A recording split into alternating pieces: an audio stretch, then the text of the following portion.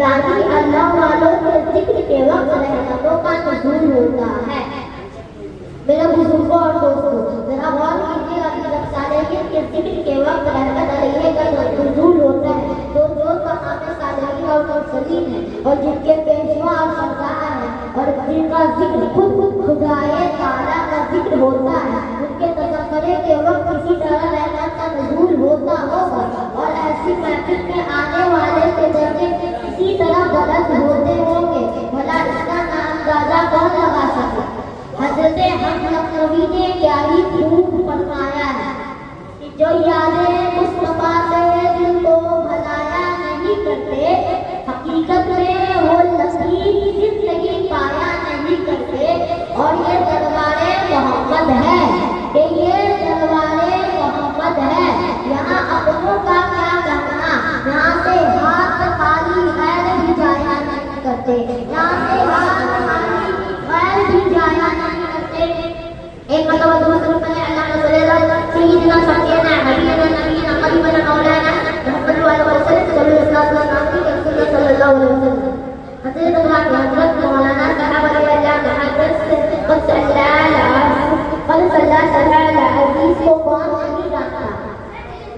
آپ اپنے کتاب پڑھ کر حدیث میں آنکھوں دیکھا حال ملتے ہیں۔ ایک مرتبہ میں محفل بلال میں حاضر ہوا جو مدے معظمے میں 12 ربیع الاول شریف کو میلاد النبی ہوئی اور جس وقت مولود پڑھا جا رہا تھا تو میں نے دیکھا کہ ایک بیگ کچھ روشنی مجلس پاک سے بلند ہو، غور کیا تو پتہ چلا کہ یہ انوار رحمت علیہ اور ان فرشتوں کے تھے جو ایسے مقدس مجلس میں حاضر ہوا کرتے ہیں۔ کسی نے کیا ہی خوب فرمایا ہے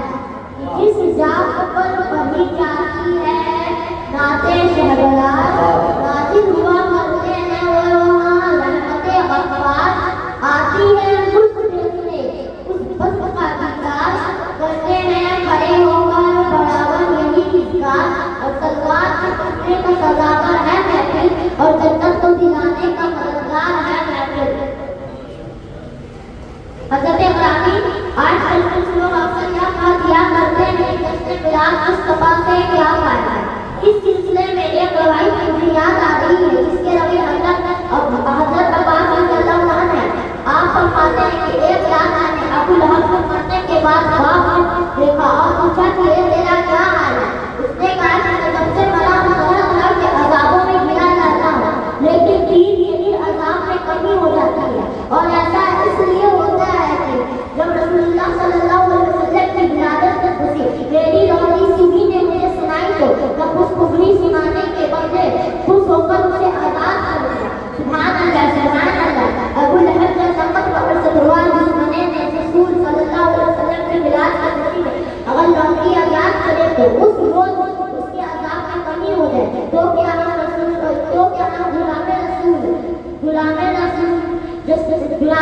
محفل ملاد سجائے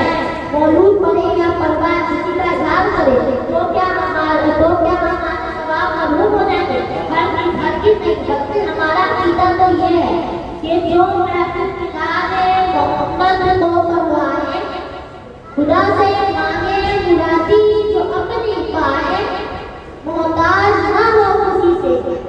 کچھ دکھ نہ اٹھائے، مر جائے تو جنت میں بڑی خوشی سے جائے، مر جائے تو جنت میں بڑی خوشی سے جائے۔ سلوات پر پڑھنے کا سزاور ہے محفل اور جنت کو دلانے کا مددگار ہے محفل۔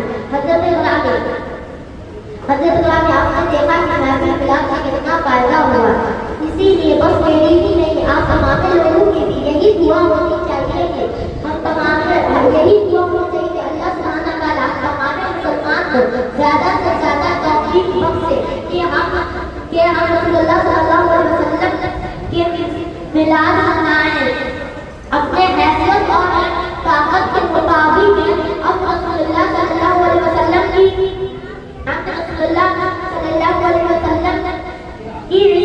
جھنڈے لگائیں،